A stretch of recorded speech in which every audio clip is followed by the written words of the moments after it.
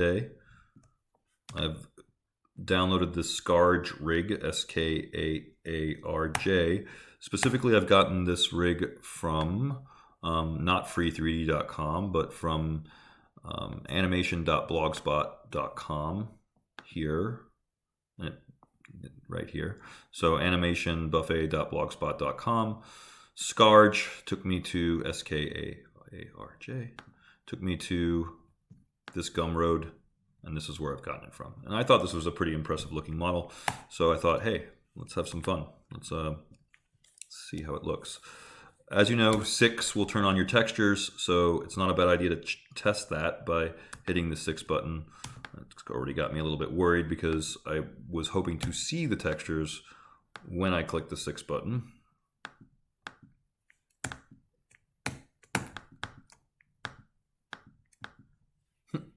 I guess not. Let's not worry about the textures quite yet.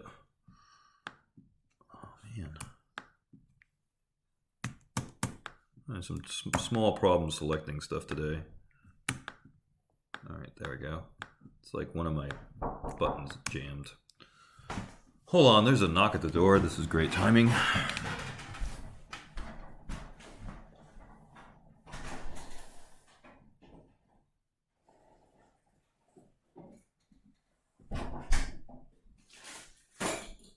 Sorry about that. Let's continue. Sorry. All right. So a rig here. Come on, Maya. Stop being dumb. So a rig here is made up of controller curves, which is what we see here.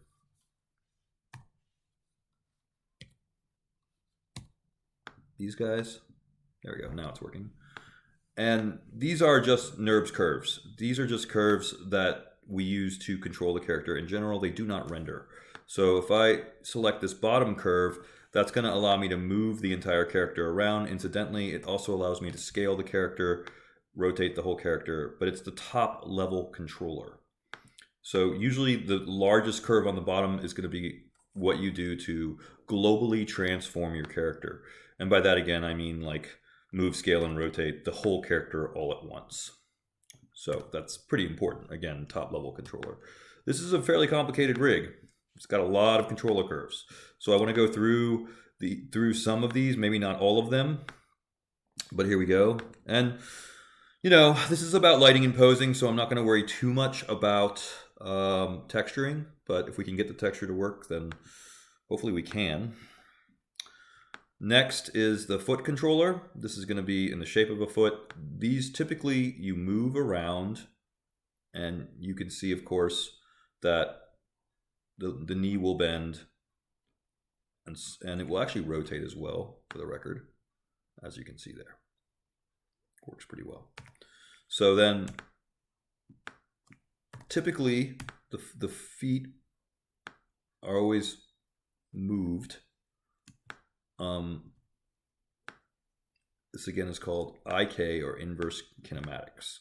What I like to do before even moving the feet around, oh, almost forgot. This guy by the knee is a knee controller. This one also gets moved. So if I move the knee controller left and right, you can see how that moves the knee, just so you know. If I want to get stuff back to where I started, it's really simple. I just zero out any of these values. So if I've moved it somewhere, then I can just go over here and zero out the values. If I zero out the values, it will go back to the starting position. Very easy. So what I typically do before I even move the feet around, so before I do anything with the legs or feet, what I'll do is I'll take the hips and I'll move the hips down first. And you can see that the feet stay where they're supposed to stay. So move the hips down slightly. This immediately creates a bend in the leg. Then maybe from there, I will go ahead and start posing.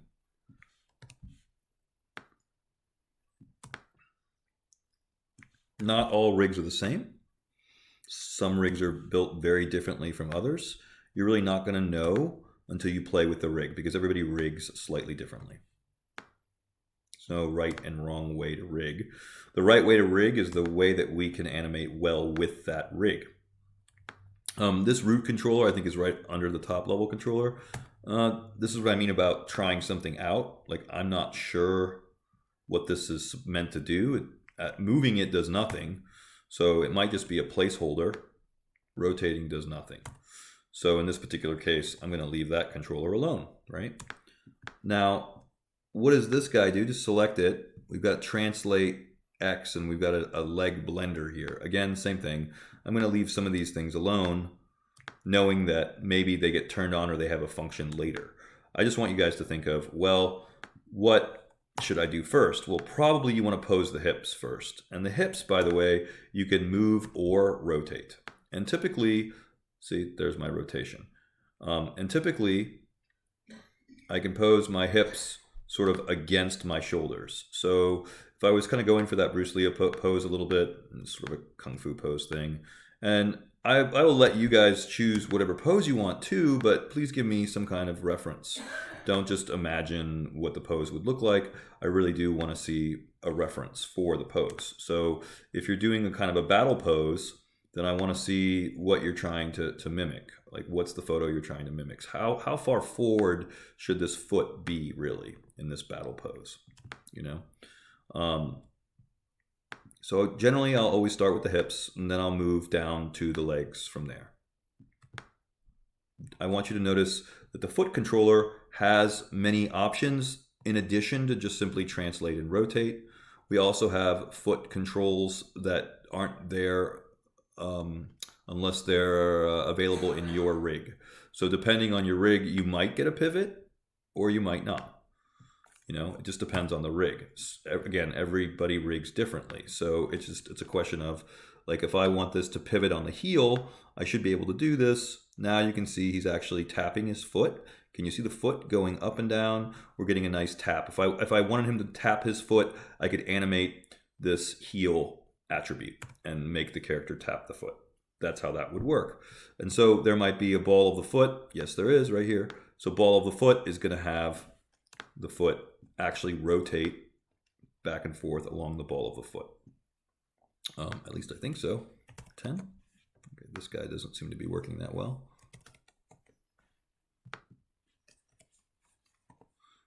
We can go maybe in the negative value too, so it's not always about positive value.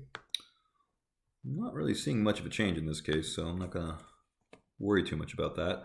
But all of these are foot roll or additional foot. Here we go. Here's one that's working pretty well.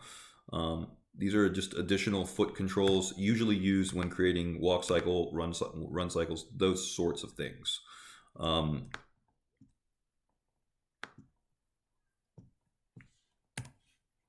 If it's grayed out, like what you just saw, there's your foot roll. Actually, you can see the foot roll there, how it's rolling onto the ball of the foot. Whoa, he's got some crazy extra bones there. Let's go back to the foot controller and rotate back.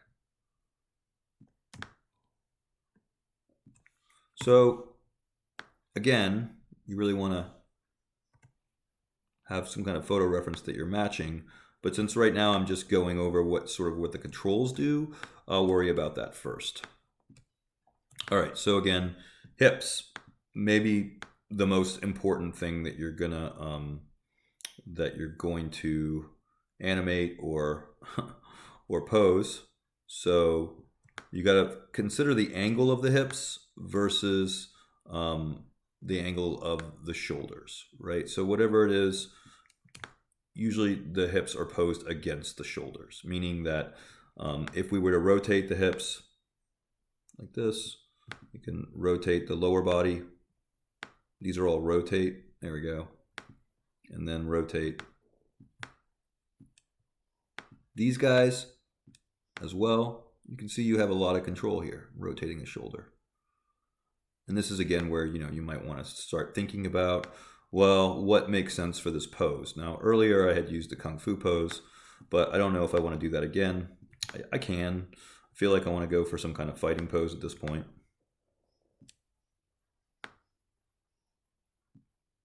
I don't really want to just guess at it because you should always be using some kind of photo reference.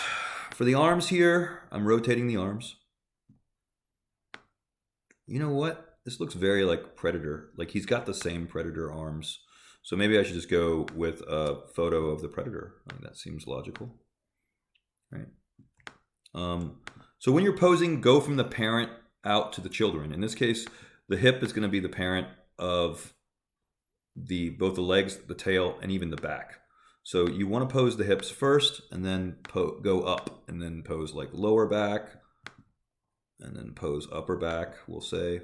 By the way, if we have a geometry layer, which we do here, mesh layer, then we can click either template or reference, and then that prevents me, if I'm on reference, that's R here, that prevents me from accidentally selecting the mesh when I don't want to. See, now I'm only going to select the controller curves, and I'm not accidentally going to select the mesh when I'm trying to select the controller curve.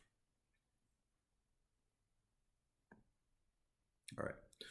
So where was I? Oh yeah, we should find some reference, because me just guessing at stuff is never going to look that great. I mean, maybe okay, but still, it's always better to have photo reference. Does anybody have any questions for me before I continue going? Are you guys understanding this so far? Don't forget you have the resolution gate here. And that's going to show you what you're going to render. So always remember to use your resolution gate. Turn that on and off. Who's got questions, comments, concerns? What do you guys think? The hips do not lie. Okay. All good. All right. Okay, well, interrupt me at any point if you guys have questions, but let's do a Predator pose. How about that? See what we get. Something cool, maybe. Those arm blades are straight. See, they're the same out of Predator. So let's find something. Do we want full body pose?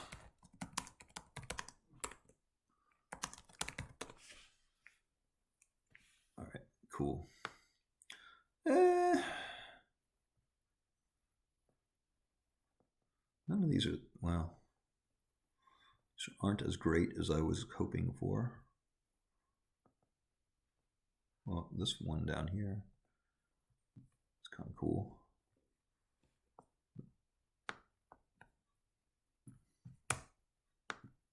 I guess in this case, actually, I don't care if you use a photo or not.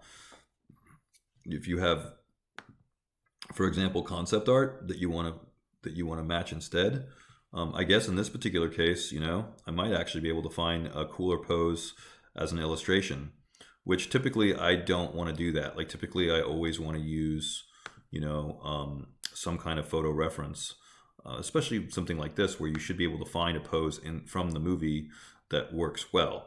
So I feel like this shouldn't be that hard to find a good pose. Go with this guy. Kind of like it. Whoa. So right click, open image, you know, and we'll use this as our reference because I kind of like what the body is doing here. So I'll save this. Now we should be able to, and I'll just call it Predator. We should be able to load this in as an image plane like you did early in the class with the fruit and so on and so forth. So it really shouldn't be a problem to load this in as an image plane. I have earlier had some problems with the image planes working today. So hopefully they're not broken again, but even if they are broken, and I hope they're not, but earlier in the last demo they were. So if it happens to be broken, it's not that, see, it just gave me some weird error.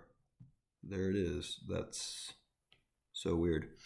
So if it's gonna error out on me, which I feel like maybe it is, since it just gave me an error, then maybe we can just use a regular plane like you did for the background plate in your midterm. Just simply use a plane, put a surface shader on it, and then after putting a surface shader on it, you should be able to make your own image plane. But let's see what happens. Let's try. So select the camera. I'm looking through camera 1. This is my render camera, right? So there we go. Now we want to, well, it's erroring out, which has got me really concerned. But again, if I need to force an image plane, I always can. But let's just try loading it. like I said, it seemed broken earlier. I know you guys are probably like, if it's broken for you, nope, it worked. Cool. I make life easy.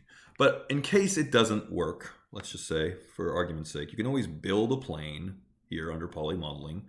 Go to your rendering shelf, get a surface shader like you did for your background plate, and then just simply feed the image into the color. So it's really like, not a big deal. However you can see your reference. Heck, if you wanted to, you could even make Maya's window smaller like this, move it over, and do it this way. It doesn't really matter. See, what's nice about this is that if you're looking at something and then posing, you'll get more out of it. Almost like if you're looking at your reference and painting or drawing, you're going to get more out of it than, say, trying to trace. In other words, just laying the character in a way that you're tracing.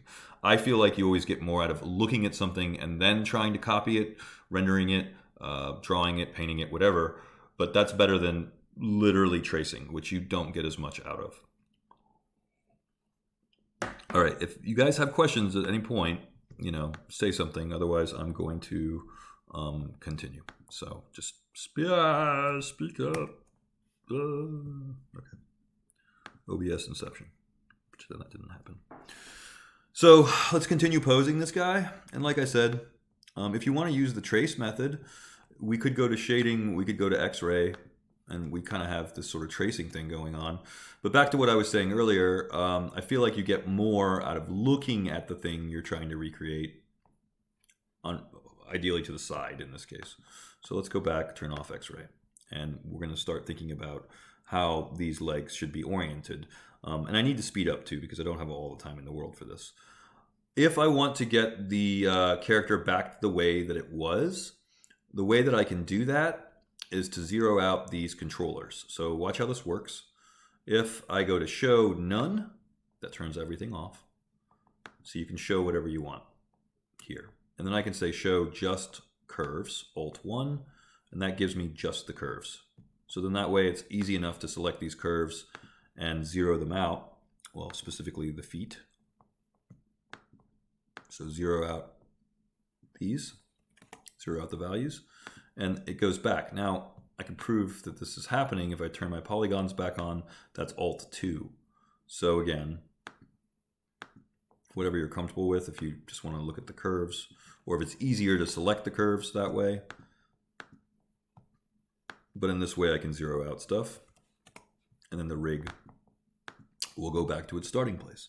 So then select anything, any curves that might have values on them. Notice that these curves that I'm selecting are all already set to 0, so they're at their defaults. So if I can see that like the hips are zeroed out, it's going to go back to the default position for the hips. See what I mean?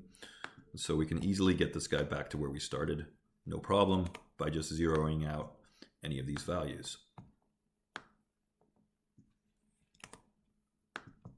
Not hard at all. Oh, and by the way, guys, I did this earlier in the previous class, so there's going to be another video, 2 videos about this. So if this gets confusing in any way, then you can always look at the other video too, because it's basically the same material, but with a different rig. So just letting you know. All right, now we're basically back to where we started. Okay, so I'll turn my image plane back on. I guess I can go to show all. Oh, look, here it is, Alt-4. Make it easy. So let's examine this. What's going on, right? We want to rotate the entire character, first of all. So then go back to your, well, I was going to say the perspective, but if you have a layout 2 panes side by side, let's kill the outliner here. Just get rid of it. So if we go to panels, layouts 2 panes side by side, then one of these panels we can use as a render camera, as you know, and one as a perspective thing. So you should really just try to always work in the perspective whenever possible. And only worry about the render camera for obviously your rendering, that's how it works. So, and you might also know, of course, that you can bookmark your render camera view. So this is kind of a way that I like to work personally, but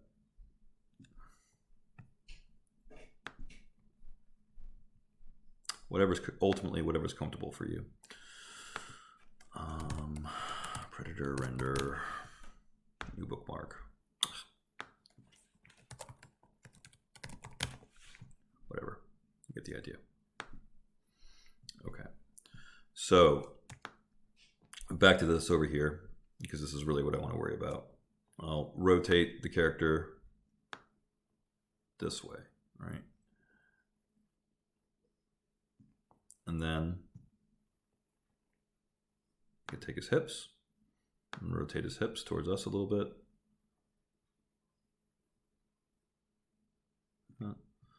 Then next, oh, I almost forgot. You always want to lower the hips to bend the knees. Of course, I realize I'm actually working in the render camera view after all, so I guess just, again, it's kind of about what you feel comfortable with as long as the rendering matches.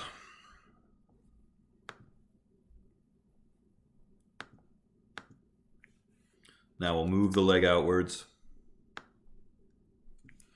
And in this case, we can also rotate. Now, be aware though, when you're rotating a leg like this, the knee's gonna come out, right? So then you move the leg out, and then this is your knee controller, and then you move the knee out as well. Let's rotate the foot so that the knee, generally speaking, the foot and the knee should follow the same vector. You don't, even though you can move the knee away from the ankle and away from the foot, if you do too much of this, it looks very unnatural, and also looks like the person has a broken leg or something. It's like that scene from Karate Kid, you know, like sweep the leg. Yeah, it's not good. You don't want the knee to go too far in one direction. Doesn't make a lot of sense.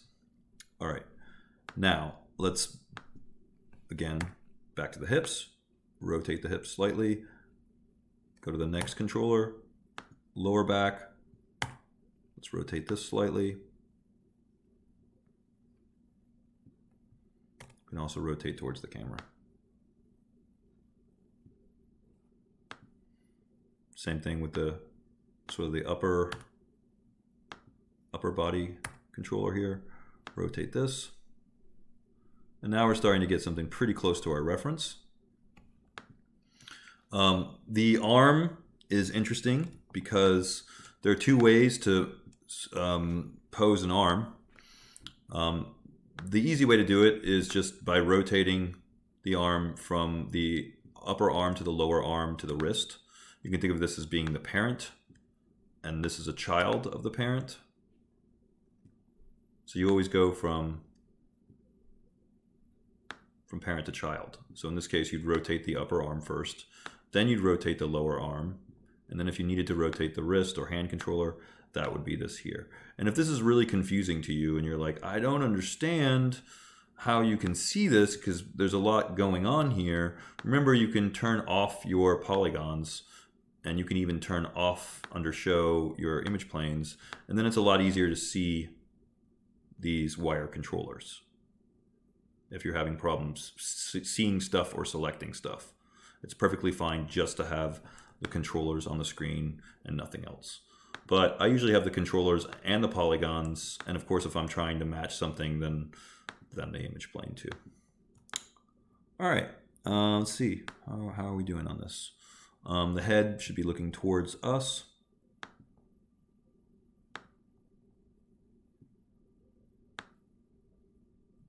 Maybe point it down a little bit.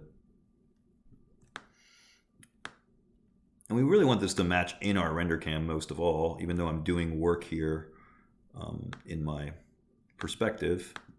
Always check the render cam, even if you don't have it currently like on, at least check it, if nothing else.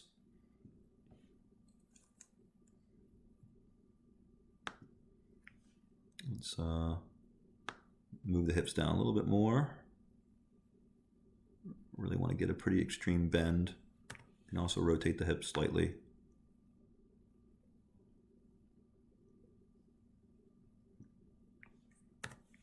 The hips are going to be the parent to the lower back. The lower back is going to be the parent to the upper back. The upper back is going to be the parent to the neck and head and the arms and so on. I'm getting pretty close here, or at least as close as I want to get with this. Rotate against the camera and then rotate the head against that. That looks pretty good. I haven't done this arm back here, so let me just do the last thing as the arm. This arm. And again, I would go from upper arm to lower arm. There is another way to do it. You can switch to IK versus FK, but there's really no need to do it in this case. I mentioned this during the last demo. Inverse kinematics mostly for the leg. Forward kinematics for almost everything else. So forward kinematics is when you go from the parent to the child. So in this case, that means you would go from the shoulder to, or the upper arm to the lower arm, to the wrist, to the fingers, and so on. So you always go from that hierarchical chain. And believe it or not, the top of the hierarchy would be the hips. And then you go down the hierarchy is actually going up the back and the arms and the head. So you can think of the hips as the top of the hierarchy and everything else is underneath it. Like the legs are underneath the hips, the arms and back underneath the hips. He's got a tail.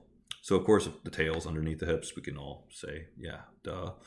But we'll rotate the tail and just go down the hierarchy. So this is what I mean about parent-child, right? So if I rotate the tail one direction, this is the parent of all of the other controllers. So by moving the parent, the child follows, this being the child, this being the next child, and so on and so forth. So in terms of a hierarchy, all these controllers are children of the one above it. So see, so I'm just going from child to child to child until I get something that looks cool. And again, he doesn't have a tail, but I'm kind of just having some fun with this right now. So leave me alone, I'm having some fun. Here's the point. All right, so then, yeah, so then that's looking pretty good. Should we move on to lighting? I don't know. Are you guys ready for that? Let's talk about the hands, actually. It's one thing I didn't really talk about, posing hands. So there is a hand controller here, or a wrist controller. This controls the overall wrist, but I want you to note that there's an additional controller back here. Look at that guy. And this guy, what does this guy do? If we hit translate, test this out. Oh, whoa. That's a lot. Definitely does a lot. Not exactly what I wanted to do. Okay, let's undo that. There is going to be a hand control. Ooh, blade control. Fancy. Nice fancy rigging there. Cool. Well, I'm going to have it extended is kind of the point. All right, back to the fingers. Sorry, I'm getting off on some tangents here. For the fingers, probably just, again, rotation. So another FK thing, forward kinematics. And forward kinematics means forward motion. It means forward energy. So then that means in terms of rigging, animating, posing, that we're going forward in our hierarchy. Maybe we're going from the top finger to the middle finger to the lower finger. We're always going down the hierarchy, kind of like, you know, in this way I can pose my fingers. I can just rotate the parent. And after rotating the parent, I go down to the child and rotate the child. And then, of course, I can go to the next child and rotate that last child, thereby giving my fingers some curl. I always want the fingers to be kind of random a little bit. You don't want them to look exactly the same. Default pose is boring. It's like having white as your default light color. Don't do that. It's the same thing with hands. Don't just leave the hands in their default position. Always do a little bit of posing, you know, curl the fingers a little bit. It's a lot more interesting, a lot more dynamic.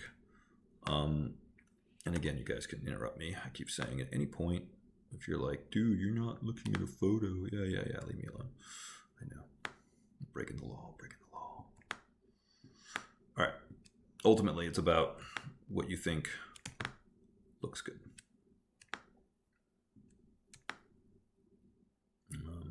Oh, well, we definitely have a reference for this. His fingers are a lot closer together in the reference. He's making more of a fist. Now, in some cases, sometimes you get a fist option. Like, I don't think he has one.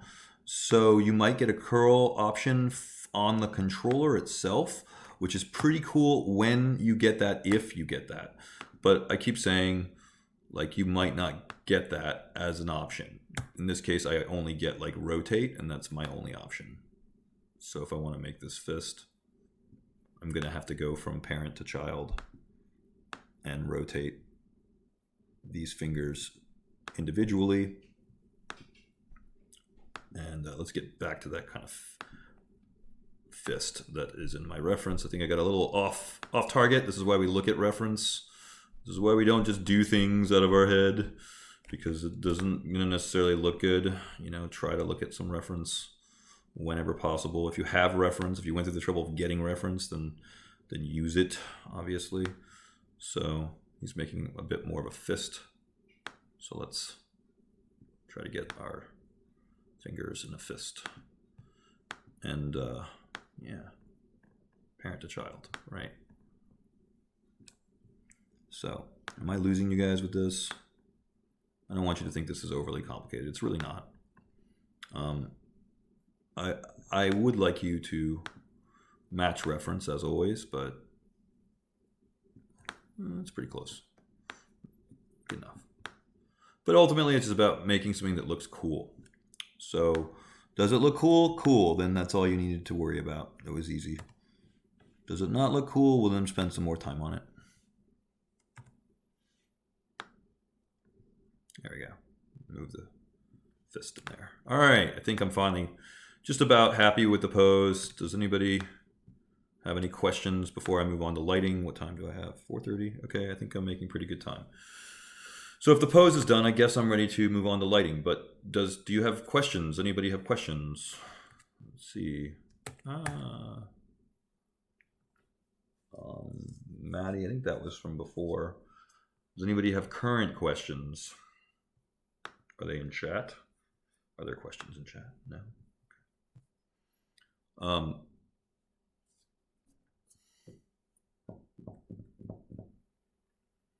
So I really hope, because I'm seeing that, for example, you're playing League of Legends here, Mason.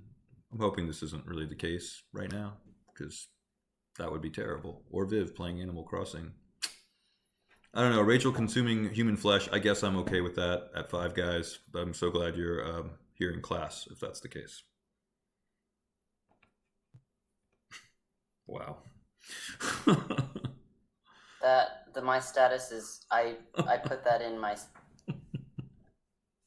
So you're not having a burger right now? Crossing through Discord because it's only on the Switch, which doesn't have Discord. Okay. All right. I'm half kidding, but only half. As long as you're paying attention, but I have a hard time sometimes because I can't see you guys anyway. All right. I don't know. I have to hope. That's all I can do. All right. Lighting. Let's do some lighting. Let's go. Who knows what a cyclorama is?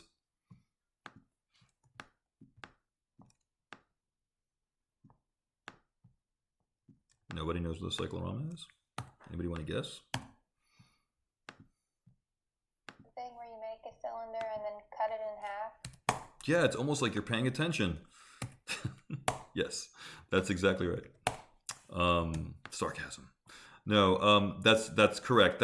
I'm doing it this way. I mean, that's not the technical definition of a cyclorama, but that's how I'm making one right now. Yes. I'm going to take a cylinder, cut it in half. Whoop, I said in half. That means not these guys. But I'm going to cut it in half, and then I'll tear the roof off of it as well. Oops. So, like that. Now, we still have... Oh, forgot one. There we go. Now, we still have to flip the normals. because we want to render the inside of this thing. And as always, if we're rendering the inside, under Mesh Display, reverse. And then we're going to make, it's basically a stage if you want to think of it. In terms of an actual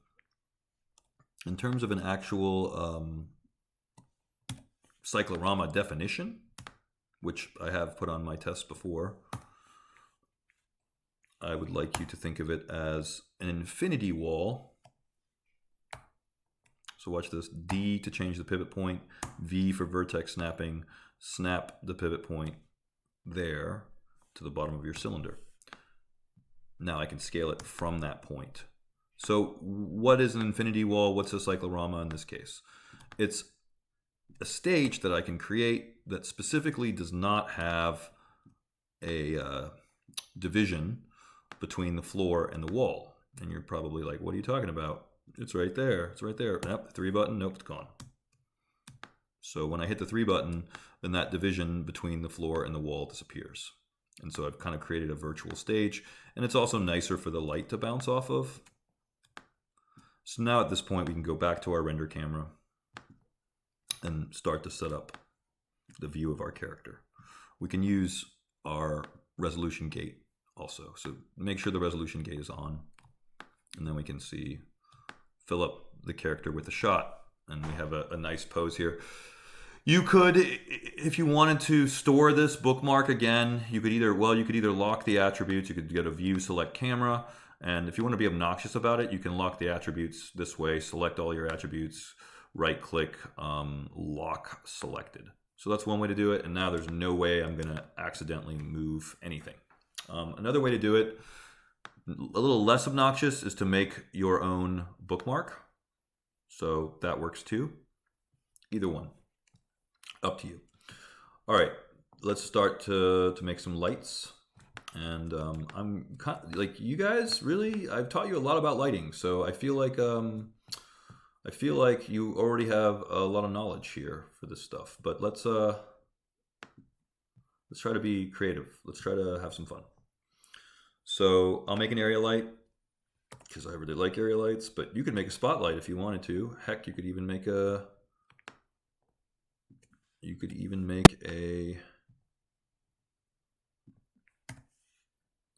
like to be able to see it. Make sure under show all, or actually we've got lights here, so show lights. There we go.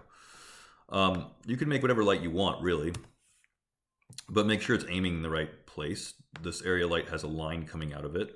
We can hit T for target. Actually, that's one difference between this area light and the one on the rendering shelf. I think they broke the target, which is strange. I find that really weird. But don't worry, even if your targeting is broken, like the T button does nothing. I don't know why, Autodesk, if you're listening, why did you break targeting on the Arnold area light? I don't know, it doesn't matter. Well, it does matter, but let's go to panel look through selected. What does that do? It allows me to look through my light as if it was a camera. So that's pretty cool. That way I can position my light this way, and kind of got some weird rotation issues right now. So that's another way you can do this if you want. Most people prefer to not use their lights as a camera, but it is an option. And I am vaguely annoyed right now that my targeting is broken. It's like, what the heck? Anyway, let's go ahead and start this process by opening up our Arnold render window.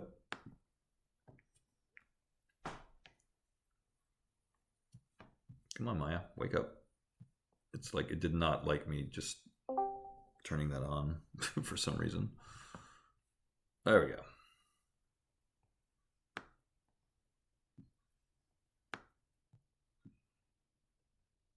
Okay, so immediately we can see that we aren't getting any light, right? I mean, even when I hit play, no light. So we can assume that the intensity on the area light, either it's aiming the wrong direction or there just simply isn't enough intensity. So open up your light attributes, and now we can start to play with this stuff. We always have quadratic decay on, so you can sort of assume that you've got to pump up your settings kind of high. Like, I try not to go too high on the intensity, knowing that there's also exposure.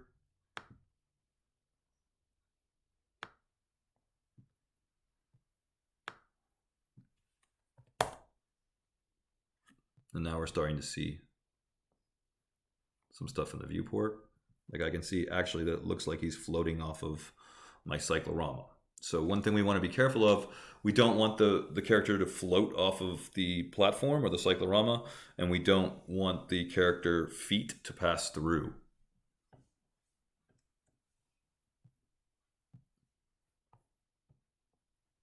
Stop this. Sampling should probably never, well, really 1 is not enough. 4 might be better. And I mean, already like I might be running into some problems in that, although I'm seeing a little bit here. I'll hit the play button again. There we go. I'm definitely starting to run into some problems with the material, and I'm also seeing that the cyclorama is definitely too low. So I can either pose the leg a little bit better, or I can move the cyclorama, one or the other. But I'm definitely seeing that I have a lot of specularity on this material, and I'm not getting any color at all. The stop button. Don't have this rendering all the time. I mean, even though you can have this rendering all the time, your IPR, interactive placement rendering, it's probably better to pause it sometimes. You got questions?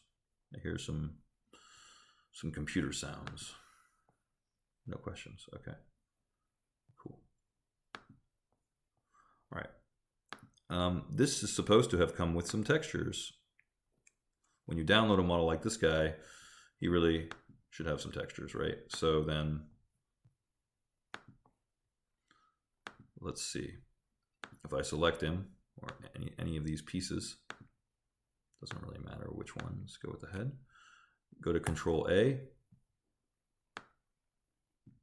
It's a blend material, and check it out. The color path, it's definitely, it thinks it's connecting because I see it in the shader ball here. So let's follow it. Let's go to where color is. Oh, it looks like it's connected, but yet not showing up in the viewport. Click reload, by the way, guys. And then after you click reload, hit the 6 button. Oh, look at that. Now I've got all of my textures loaded. Now, another way to do this, just in case you're wondering, that might be even better and faster, is to go to your hypershade, and in your hypershade, instead of just looking at the materials all the time, because we're always just looking at these material shader balls, we can also go to the texture menu here, and you're going to see, oh look, there's some normal maps, and there's a color map, and blah, blah, blah. And if any of these happen to be black, like they're not coming in, you would double click on it. You would check the path. Is this the correct path? Yes, it is. Click reload. And once you do that, all of the rest of the textures should all fall into place. You only have to reload one of these guys, and when you click reload, then all of the rest of them should pop in if they're all in the same folder. So sometimes the connections to the textures get broken, scrambled, and so as long as you reconnect one of them, reload one of them, then all of the rest should pop in. Okay, point is he has textures now. Yay, textures. I still think he's got way too much specularity, but that's a material issue because he's on old blend. So let's see if that updates now. Let's try updating. I think the textures are coming in, I think, but boy, that specularity is crazy. So let's stop. Go back up to this sort of crappy blend material. And when I say crappy, I mean by this point, you guys know that we should be using the AI standard surface, but I'll turn down the specular color, or just turn down the amount of specularity in general. Reflectivity, for example. See if we get something a little bit more tolerable. Still feels like a lot. I don't like these old basic Hey, materials. Gray. Apparently my cousin was using my laptop for Discord. So that's why you might see League of Legends, but I'm on my phone for Twitch. Okay. All right.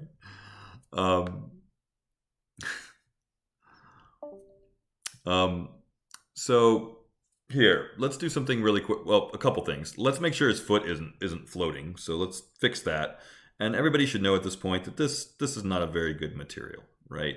So as long as we have them kind of connected in the same place, then we could actually swap to a better material. We don't have to use this blend material, but we do want to use these textures. I'm getting like something very, very, very dark here, right? It's not it's super shiny, and it's almost completely without color. So then, is this okay? Is this allowed? I mean, we have an incandescence map, that's glow. We have a bump map, that's your normal map. And we have color, but boy, this looks pretty crappy, right? I'm just getting a lot of specularity, and it's looking way too shiny and not very good at all. So what can we do about this? We can use a better material for one thing. But for the purposes of, whoa, did I just delete his head or something? That was weird. Why did your head go away? It's in this viewport, but not this one. All right, that's strange. It just came back. Okay, whatever. Let's worry more about lighting than anything else in this case. Let's not worry so much about the material stuff for right now. So this is what we can do. If we know in our Hypershade that our blend exists, we can just simply give him temporarily a crappy Lambert shader, because you know what? Just like with your previous scene files, with your midterm, for example, you should have lit everything with the Lambert material first. And if the lighting looks good with the Lambert material, guess what? It's going to look 1,000 times better with better materials. So same thing, same rule applies. So light everything with Lambert. When it looks good, then work on your AI standard surface, or maybe in this case, reapply your blend. I really don't like that specularity at all. Okay, so how do we do that? If we select one object and we click the up arrow key, look what happens when I click the up arrow key. It goes up to the next group. And if you have all the geometry selected, then it's easy enough to just give him a blend shader. Excuse me, a Lambert shader rather. Lambert shader is the default in Maya. Let's look at the difference. Hey, now I can actually see what I'm doing. Now I can actually see what the area light's doing, and I can definitely see that he's floating. So it's probably just a simple matter of moving the feet down. I think that would be the easiest way, but the alternate would be, of course, to move the cyclorama. I'll leave it up to you, but I'm going to move the feet down in my case. So what you want to watch out for in this case is you do not want the foot to go through the floor. So we want the feet to not float, but at the same time, we don't want the feet to go through. Oh my God. Sorry. Foot controller. That's what I want. So yeah, it looks like it's, there it is. So the feet kind of just touch the floor. Same with this over here.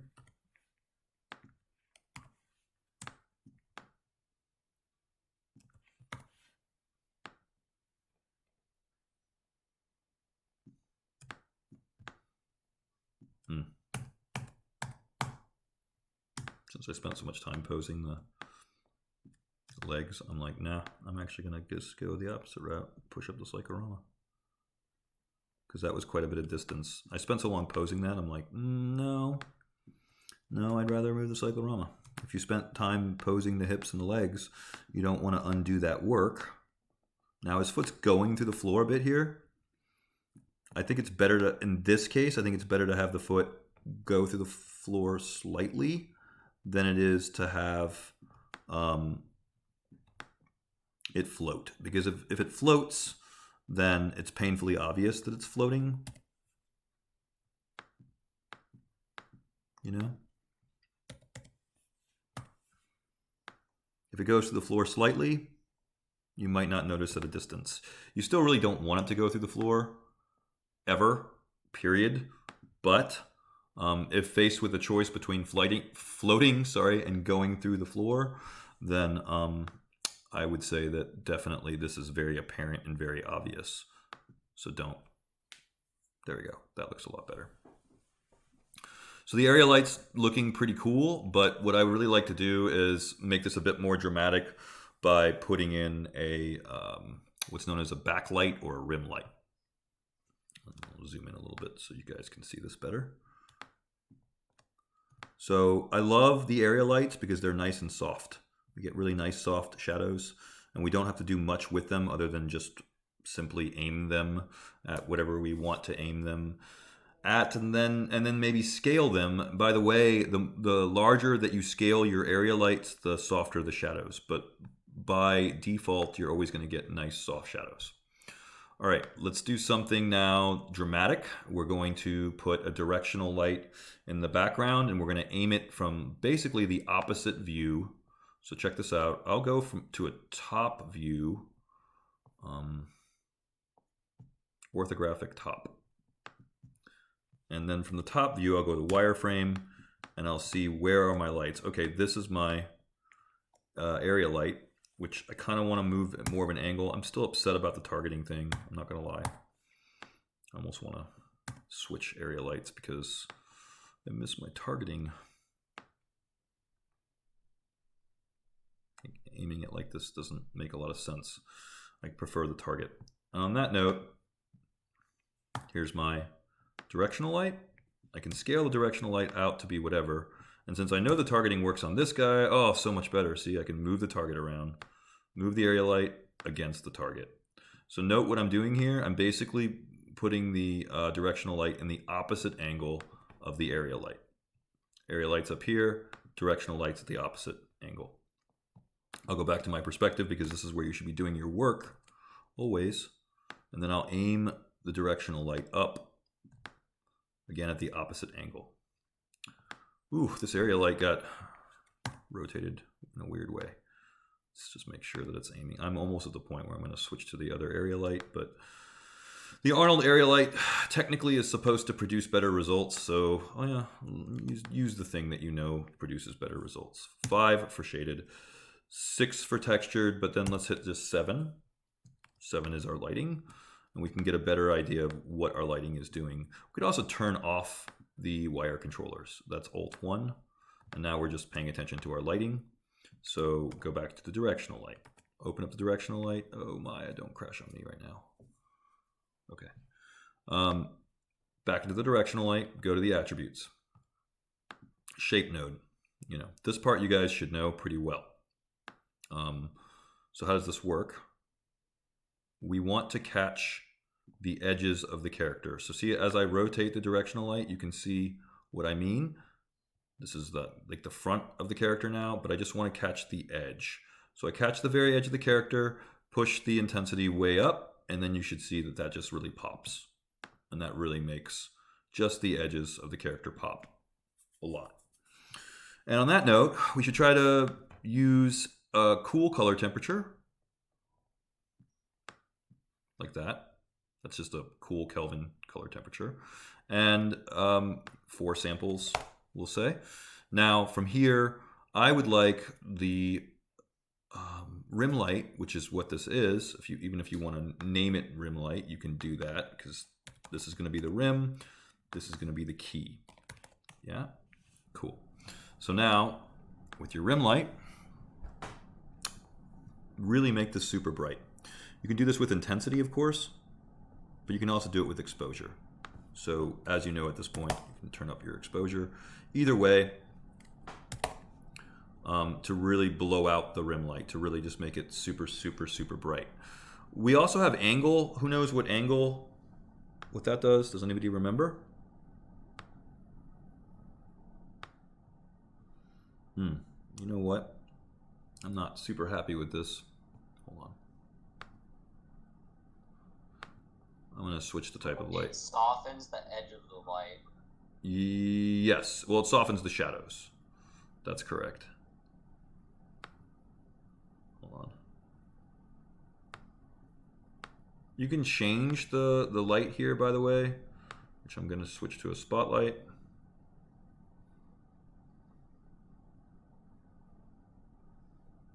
Same thing under Arnold. Okay, all this stuff is the same. That's good.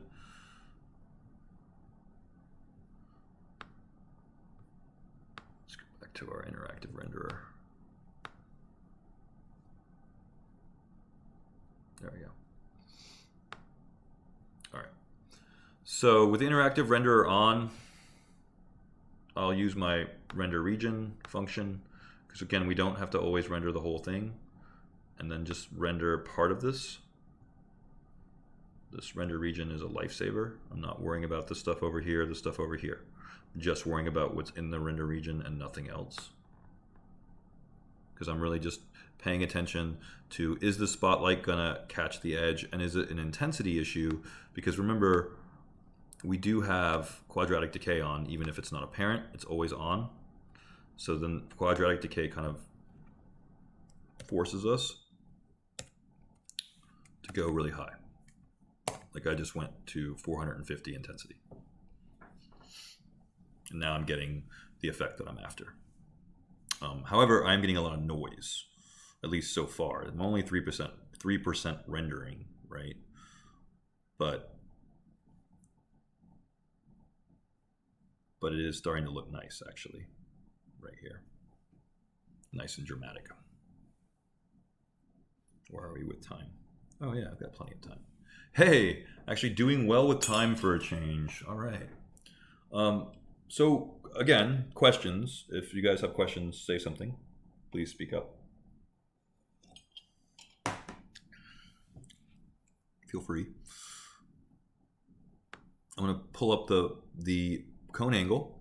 Now, what do you see happening here? You see that the bottom of my cyclorama is also being hit with the spotlight.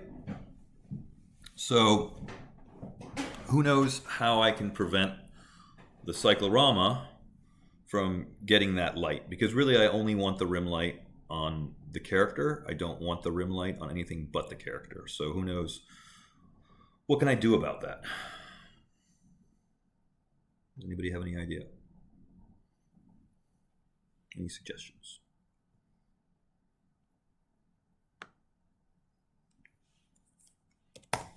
What did you do with your background plate when you didn't want your background plate to interact with the lights in the scene?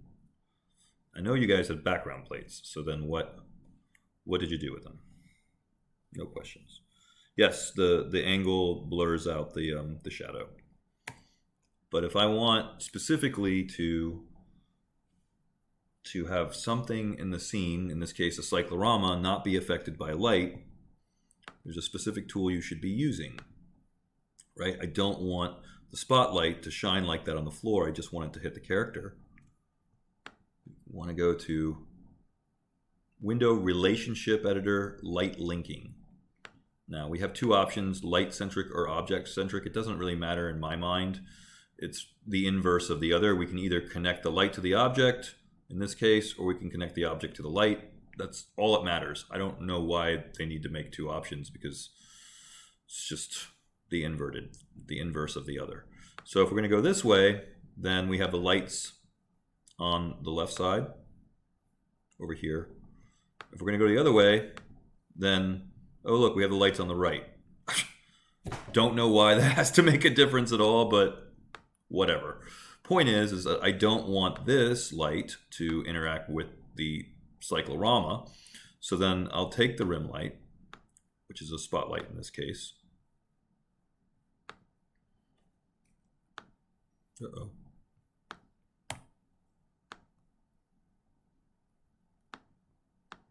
No, Maya.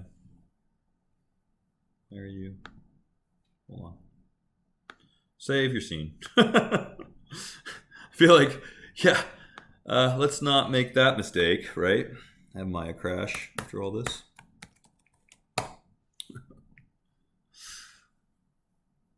I know most of you guys have lived through that nightmare, I'm sure, right? Like, whoops.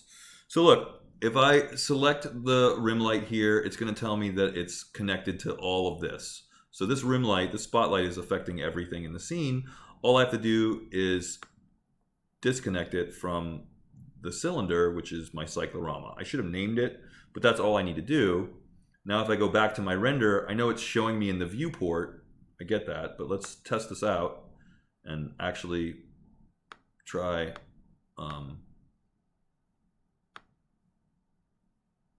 here we go.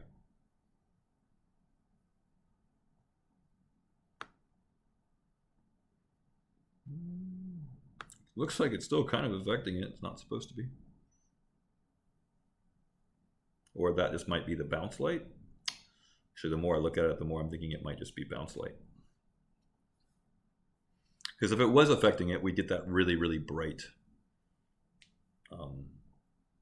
cone on the bottom there.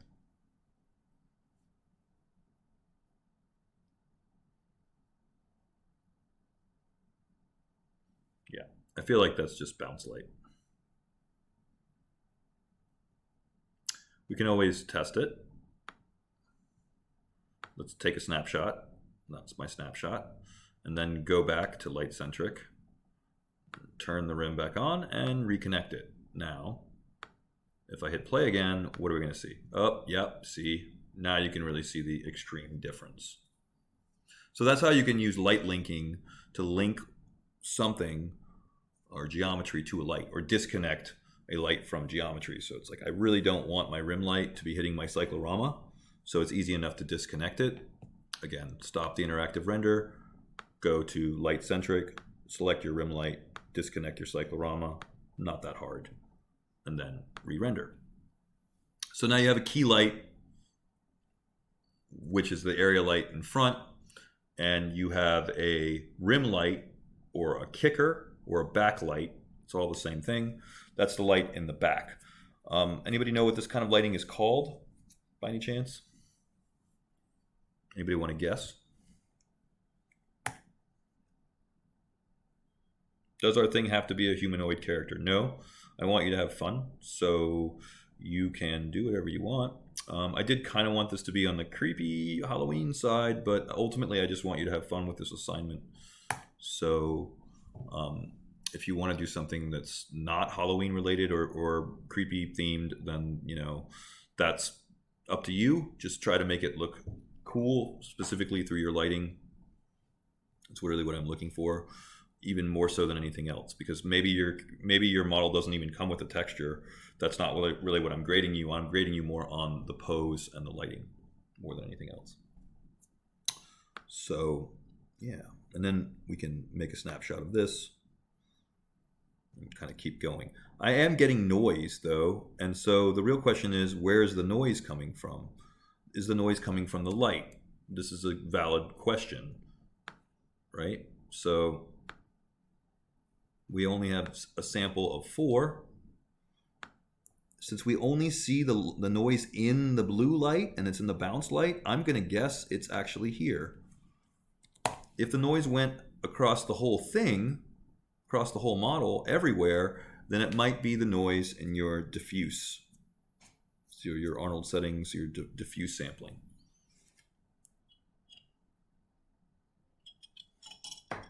So if this doesn't clean it up, because honestly, I don't like to push my light samples even this high. This feels a little high for me for the light samples.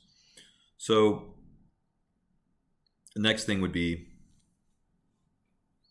we could try going to our render settings. Whoa, that's strange. Weird. But yeah, going to our render settings and then turning up our diffuse samples here, maybe to 4. We don't have any specularity right now, so I'm not going to worry about that.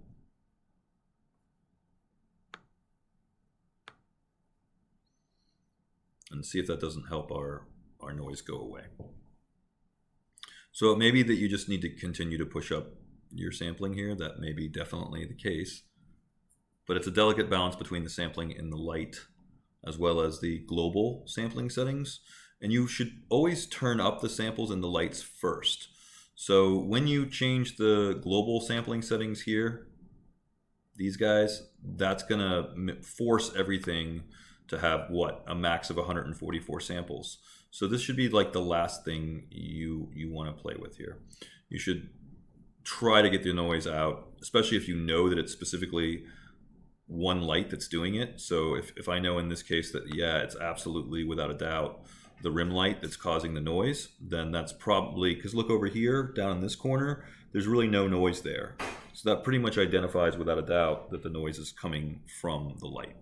So then almost 100%, this is going to be the number you want to change.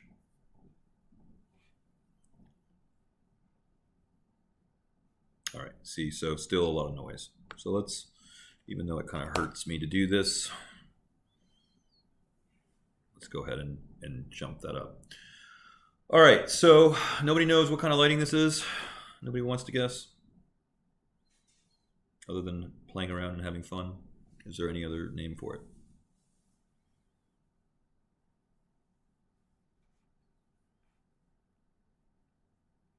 Nobody?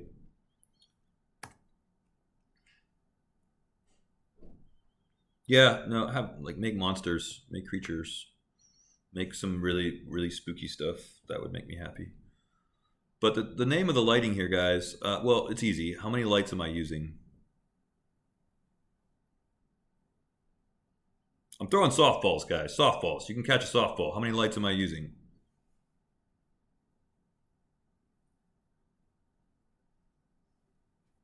Hello? What? How many lights am I using?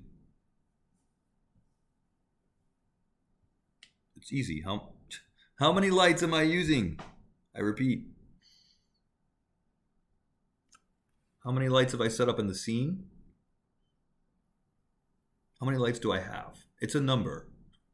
Come on, you guys. I feel like this is like the presidential debate. Softballs, you know? I'm giving you a softball. You can say something. Say it.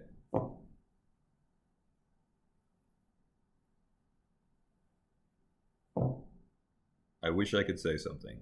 I'm waiting for you to say something. Maybe I'll just stop the demo. I know you guys just want to go anyway, right? Guys, it's 2-point lighting because there are 2 lights. It's not that hard. 2 lights, 2-point lighting. Add a third light, then it's 3-point lighting. It's that simple, right? 1 light, 1-point lighting. He said one. He didn't say what. He said one. I couldn't hear anything. I don't know. Didn't hear a single person until now. So I don't know. Speak up, because I don't know. Did anybody else hear one? Because I didn't hear a damn thing. All right, whatever. If I can't hear you, speak up a little louder or just type it in the chat. I mean, that's why the chat window's there. I prefer for you to speak up, but then again, I just sort of miss the classroom dynamic where I can see and hear you. It would be great if we could still do that. Anyway, moving on. 2-point lighting. We have a key light from the front. We have a rim light from the back. So this looks pretty good. I'm still getting noise here, but before we worry too much about this, and again, I'm pretty sure it's going to be here in our sampling. We can just sort of keep turning this up until the noise goes away. I feel like, let's see, rather than relying on such an insane intensity, turn down the intensity, turn up the exposure. There we go. See, because we shouldn't be working necessarily with such an insane intensity. I feel like this is definitely overkill, even with quadratic decay. You know. One thing to keep in mind, though, that your rim light should always be significantly brighter, or almost always significantly brighter than your key light. Even down here with just an intensity of 32 and an exposure of 8, I'm still able to see the effect of the rim lighting really popping the character out. And that's the effect you're going for. So it doesn't have to be these sort of obscene numbers. I know I just said that quadratic decay does require higher numbers, and it does, but just think about it in this way, that mental ray 1 was basically 100% in mental ray. And obviously 1 does almost nothing in Arnold, because again, quadratic decay. So you want to turn the numbers up maybe 10 times to check. I mean, does 10 look okay? Okay. Not bad, but definitely not brighter than the key light. Do we want to go to 100? Is that too far? Okay, now we get that super dramatic effect of the rim light being really, really bright, but the exposure is also making it very blown out. So pull back. This is kind of how you should be thinking about your lighting. I like powers of 2, but that doesn't really do that much to speed up render time these days. So it's just a convenient number to use. Powers of 2. I'm pretty happy with this. All this bounce light, by the way, and all this light going in here is mostly kind of due to your exposure, making the light travel a little bit farther. So if I go to 6.4, for example, definitely makes a big difference. You can see right off the bat. Well, too far down with that.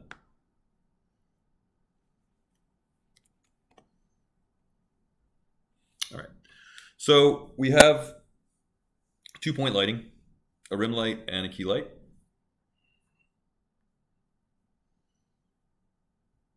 Next, we would add a fill light. We have sort of different options for our fill light, but the one at this point that you should be most comfortable with and most familiar with would be your sky dome. And so make a sky dome, and this is going to fill in the blacks in terms of the shadows.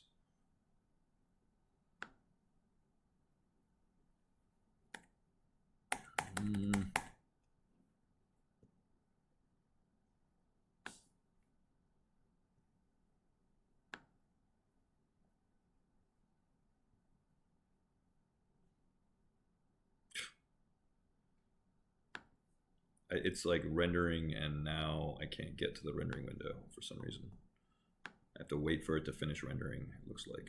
So give me a second here. While it's doing that, I'm doing a rough, and I mean very, very rough kind of 3-point lighting setup.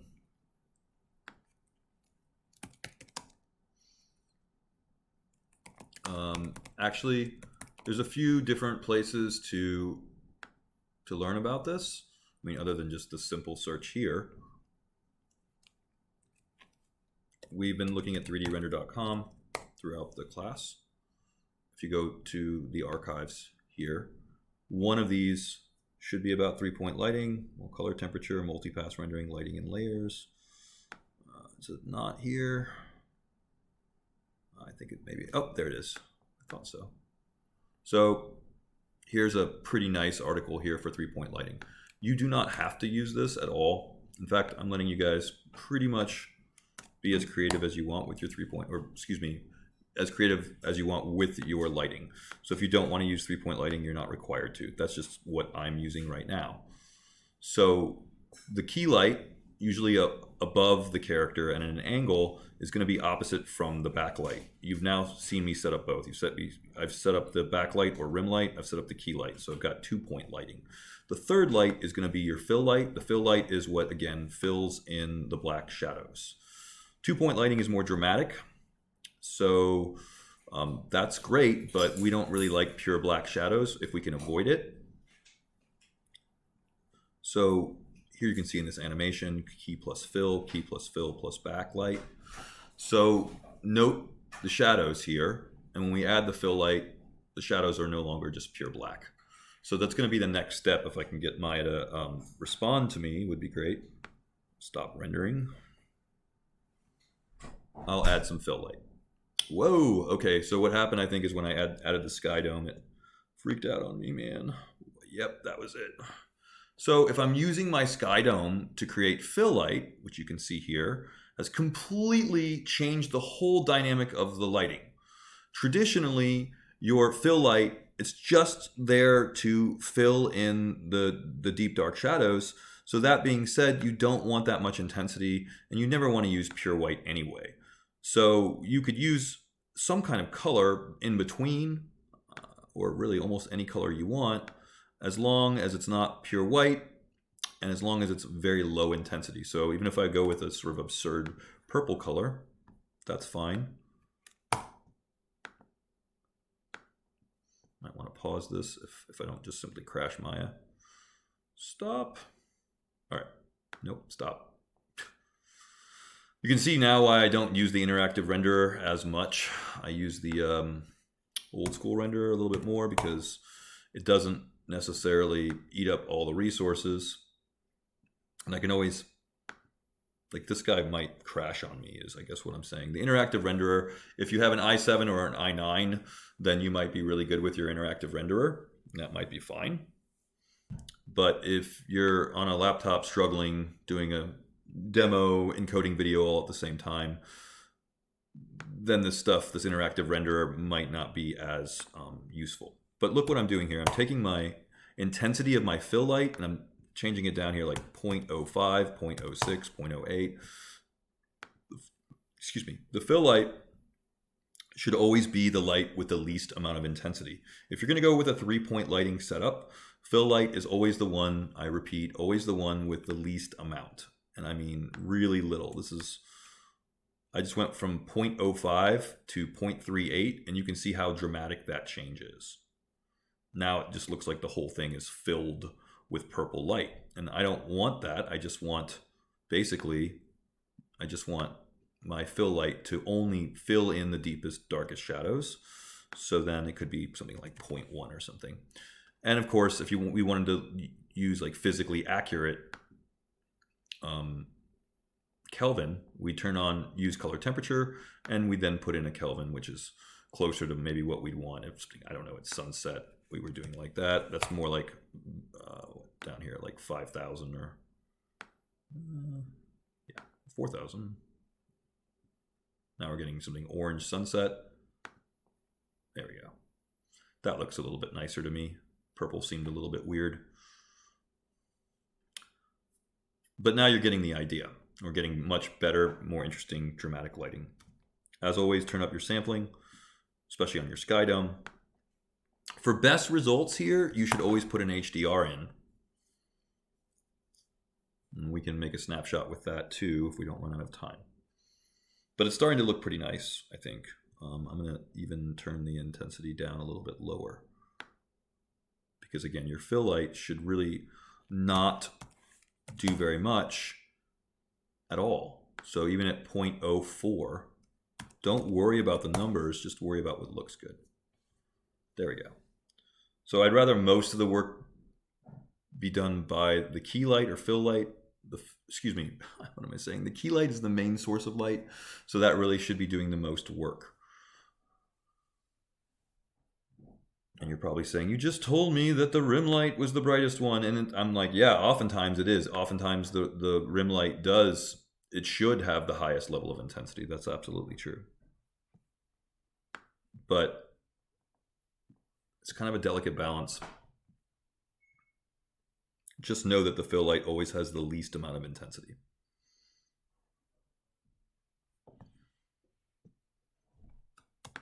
All right, shall we try to get the colored textures on really quick, because I feel like the lighting is starting to come along pretty well.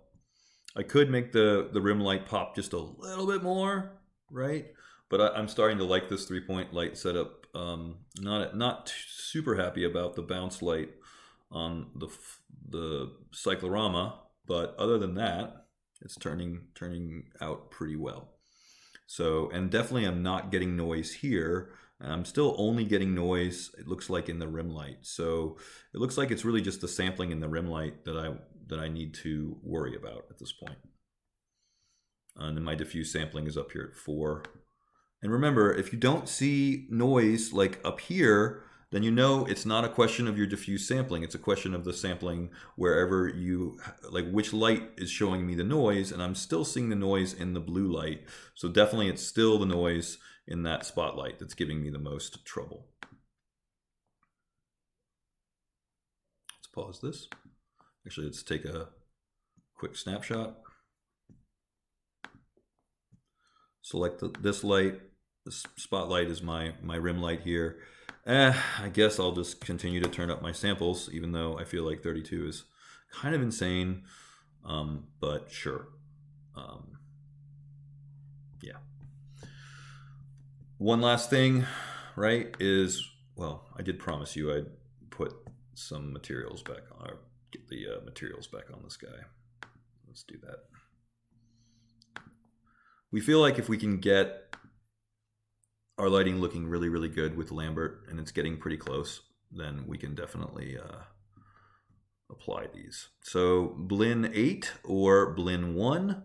I've lost these, and I've even got Blinn 10. So I think I've lost a lot of these material assignments, which is definitely a problem.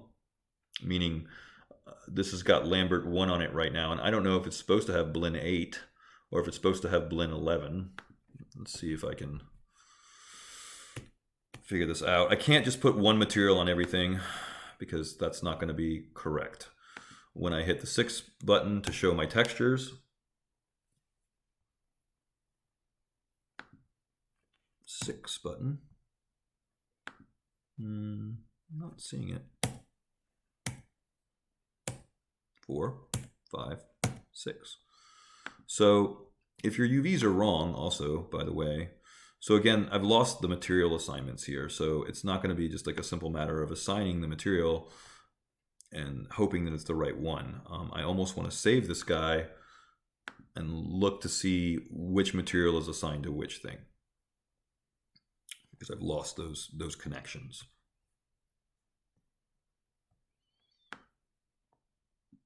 And I'd like to think if my texture view is on, I'd actually see it in the viewport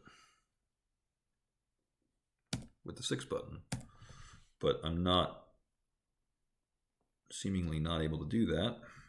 It's a little strange.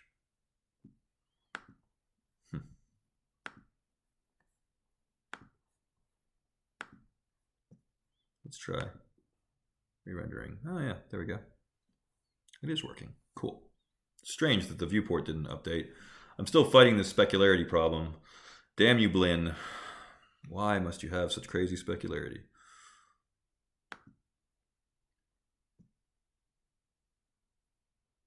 Let's do this. Let's see.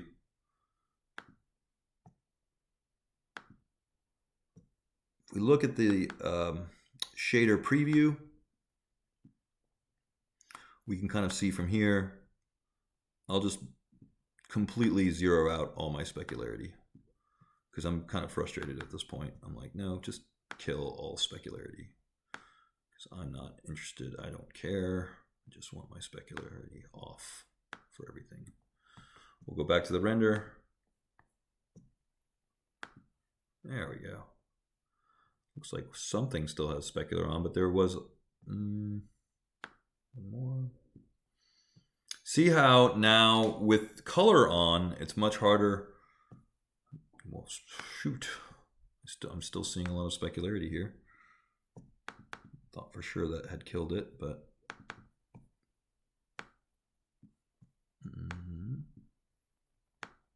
all specular must go away. It's my stomach grumbling.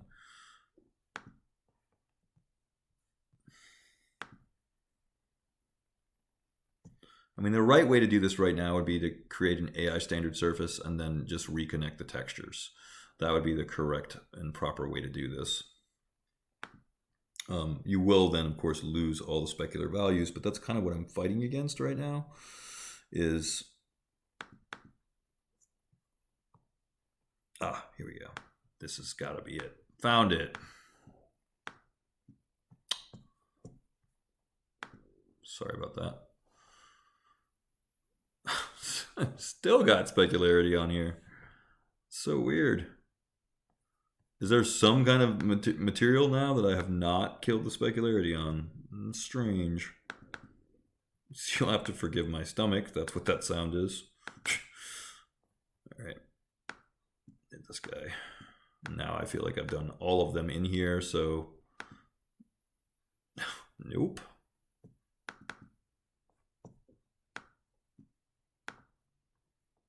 I found it. That took a while. Oof. So then this is the material that has the specularity on it. If you were to turn it up slightly, you just want to turn it up very slightly and then push up the eccentricity pretty high. That's like the specular roughness. You know, if I want to just don't kill it completely, basically, but just make it very subtle.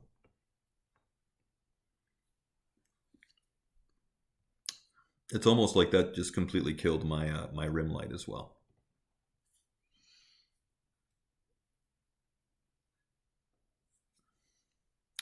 Not a big fan of this color texture, especially in the body.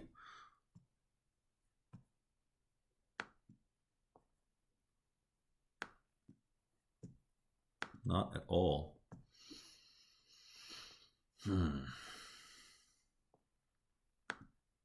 All right, let's see if we can troubleshoot this really quick with the time that I have remaining, which isn't very much, but let's see if we can troubleshoot this a little bit. First of all, as I keep saying, Blinn is great for video games and so on and so forth, but it's not going to hold a candle to AI standard surface. So then go ahead and make an AI standard surface.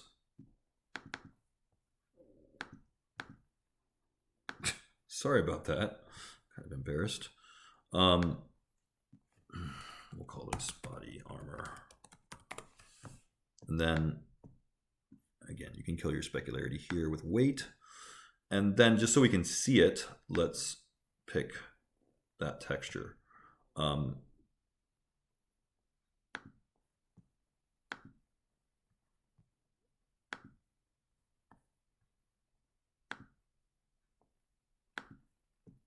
to be in a folder on my desktop.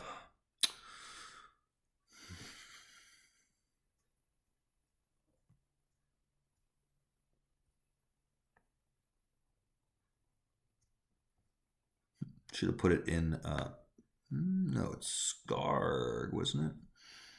I feel like. Yeah. Here's how we can definitely find this. Go to this guy, right? Go to color, and it's going to tell you Scarge head. Okay, it was under Scarge. That's what I thought. Strange.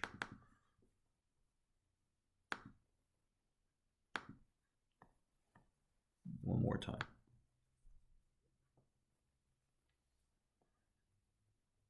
Oh, because it all got dumped right onto my desktop. Oh my God, no wonder. That makes more sense. Okay, so body color. Right, so now we're making some sense. We want the armor, right? So let's see if we can find this on armored. This is it. There. And now we'll apply it. I am really not sure why this is not showing me the texture, which it's supposed to when I hit the 6 button. So 4 for wireframe, 5 for shaded, and 6. Yeah. Nothing. But what we can do, of course, is just render it, because that's all we care about. Like, what does it look like in the viewport anyway?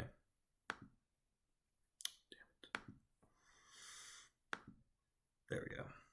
It is actually showing up there. It's just particularly dark, isn't it? So this is correct, but this is where we might want to start adjusting our lighting. So maybe a little bit more fill light and a little bit more from the main source of light. God, it's so embarrassing. I'm sorry. It's worse than the cat snoring.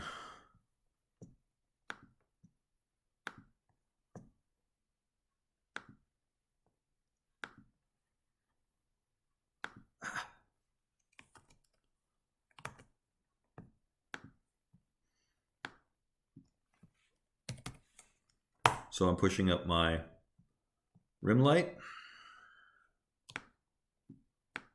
Here's my area light that I'm using as my key. And I'm also going to turn the exposure up on this guy. And not even up the intensity a little bit. Jesus, sorry. All right. No. Let's get back to where I was. Anybody remember the undo for camera? By any chance? Brackets, right? So if you use your brackets, that's gonna be your camera undo and redo. You can hit play again here. That's so much nicer, right? Now we can really see what's going on. I didn't even touch the the fill light. That was just on the that was just on the key light. You can see the key light is visible here, by the way. You see in these reflections. So that may or may not be a good thing.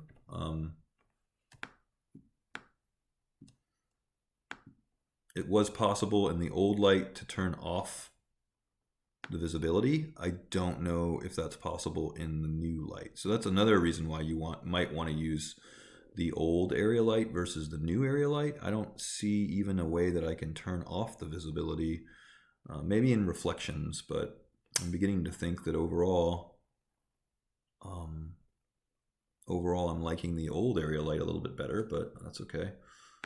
Let's just see what this looks like from here.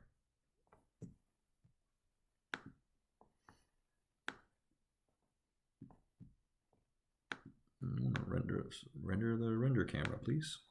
There we go. It's pretty nice. I'm still a little annoyed that my rim light is not working as well as I'd hoped, and I'm also a little bit annoyed at the specularity still.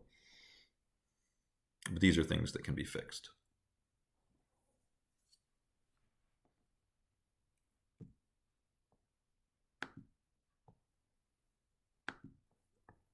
So let's take the spotlight, select it, and kind of blow it out a little bit more even. I'm so confused that the rim light definitely worked so much better with that old Lambert shader, and now it doesn't really want to do what it's supposed to do. Like we were seeing the nice rim light catching here in the leg. And I don't see that anymore. It's got me a little bit worried.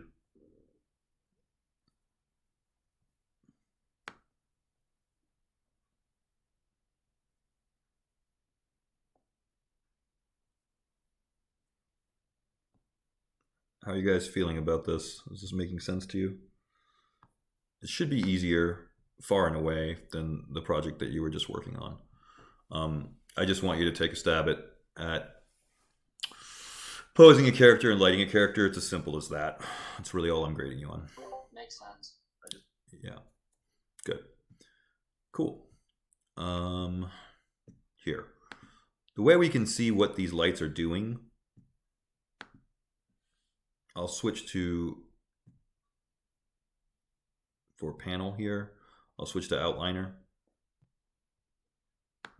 So then this panel should become my outliner, or just pops one open, I guess. That's fine too. As long as I can see the outliner. Come on, Maya. What are you doing? So like I keep saying about lighting, you should try to light one thing at a time, or one light at a time. There we go. Oh man, where are you? Okay. So then, having said that, I can turn off the sky dome, which here isn't doing much anyway. It's at 0.04. So hide, like I said, if you're trying to identify the problem, hide all your lights. Now I just have one light, which is my rim light, and that's my problem child right now. Now I can see exactly what the rim light is doing, and I'm not super happy about it. It's like, nope, that rim light's just not really doing its job. So that's definitely the problem area. So then blow it out. I know some people would say at this point, like, are you sure about this? Because, I mean, your main source of light should be your key light, therefore your key light should be the brightest thing. And that's absolutely true, but when you want your rim light to really, really, really pop, it's actually allowed and encouraged to make the rim light as bright as it needs to be. The brighter your rim light is, the more dramatic that effect is. You might also, in this case, even rotate it in such a way that maybe you want to catch the side of the character a little bit more. But we are seeing the rim light now do its job a little bit better. But we could also rotate, watch how this works. So if I rotate my spotlight a little bit, and by rotating the spotlight against the character, come on, spotlight, move. Rotate this way. We should get a very different effect.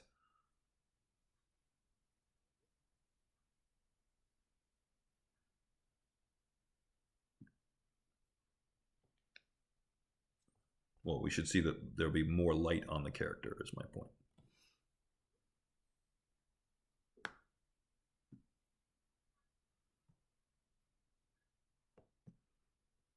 But I really want this rim light to do a lot of work. Pull out. There we go. No. Yeah. And don't be afraid, like I keep saying, to blow this out. If you're gonna, there we go. If you're gonna do this though, keep in mind, as always, that whenever you do something like this, you are gonna have to struggle with the sampling, and don't be afraid to turn the samples up. Even though I feel like I'm entering the high levels here at like 32, it seems kind of outrageous for light sampling, but we just don't want the noise. Whatever we can do to get rid of that noise.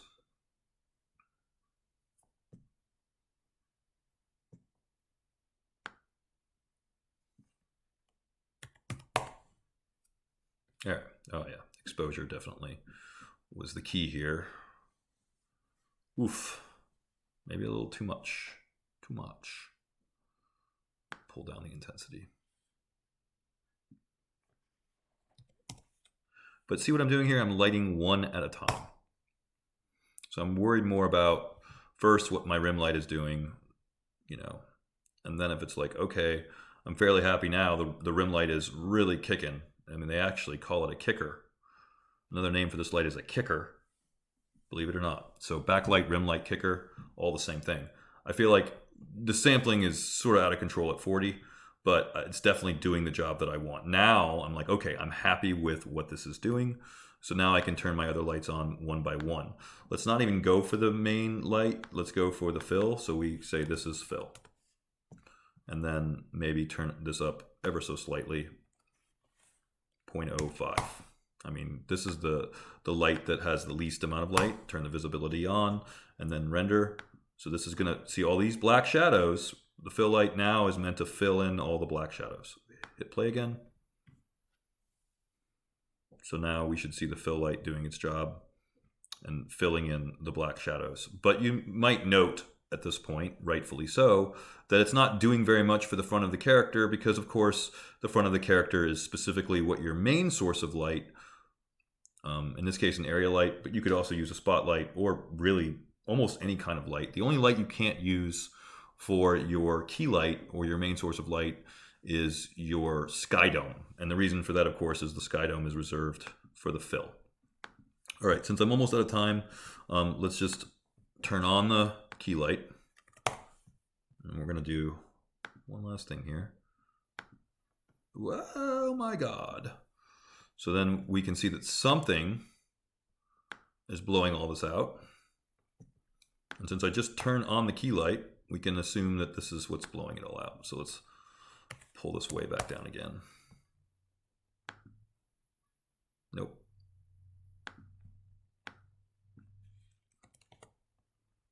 It's really kind of strange because I thought this was all working pretty well. There we go. Much better.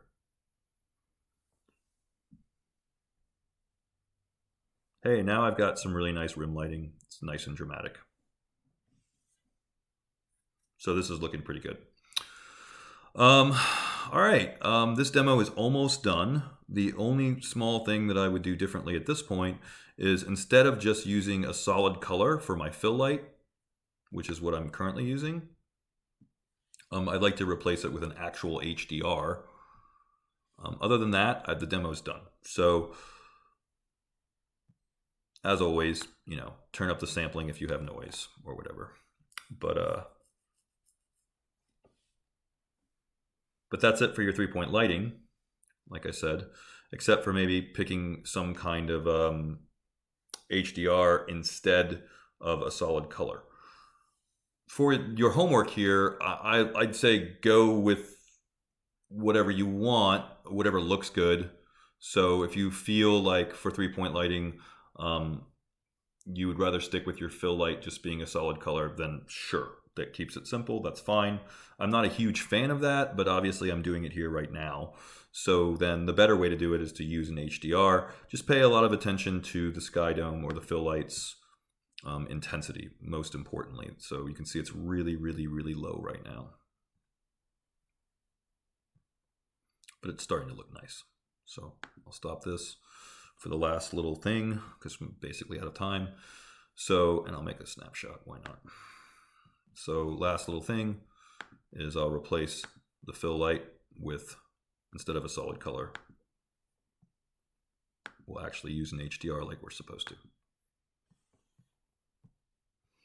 I'm really wanting something that's low, like low intensity, I guess.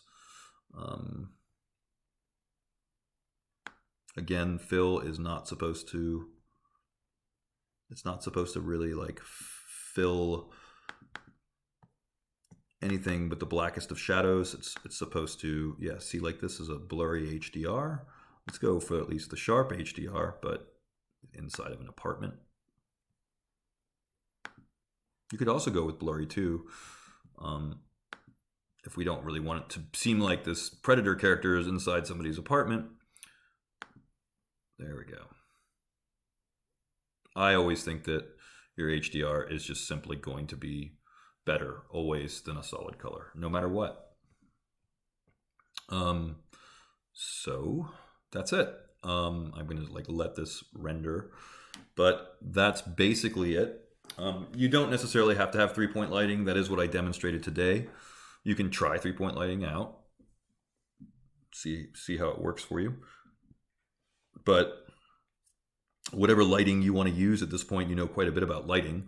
So I feel like if you would like to make something more Halloween or horror show, then maybe you might put a light under the character's head or point a light upwards. Is very kind of Halloween or horror lighting, is a light shooting up the character so that everything's lit from that direction. And that's kind of a sort of a cliche lighting technique to make horror lighting. Or if you want to go for more, this is like more of a presentational lighting technique. You want to go for 3-point lighting, presentational lighting, then you can do that too. And there are also other lighting schemes. What I would like you to take away from this, though, very easy, very simple. 1 light is considered 1-point lighting. 2 lights is considered 2-point lighting. 3 lights considered 3-point lighting. I mean, I can't make it any simpler than that. But depending on the story you're trying to tell, you could arrange your lighting in any way. I mean, certainly if you're trying to match particular lighting, I don't know, in a cave with firelight or something. So usually you want to match your lighting to whatever narrative you're trying to get across. If there isn't a photo reference or a narrative, then figure out how you want to present your character. 3-point lighting is just one way to present your character. I guess that's about it. So again, now it would just be a matter of forcing my samples to be higher so we get rid of the noise. One thing I'm not a big fan of here is this bounce light that's happening. So that's the only thing that I would try and fix in this case. But otherwise, I'm pretty happy with it outside of the noise. But let's zoom in a little bit. That's not too bad. Definitely using the rim light or backlight to pop the character out from the background, or cyclorama in this case, that's what adds a lot of the dramatic aspect to this lighting. That's the primary function of a rim light or backlight or kicker. Kick the character out from the background to provide a rim or profile of one side of the character. I guess that's about it. Are we actually 5 minutes early? Yeah, looks like we're 5 minutes early. I'm going to stop there.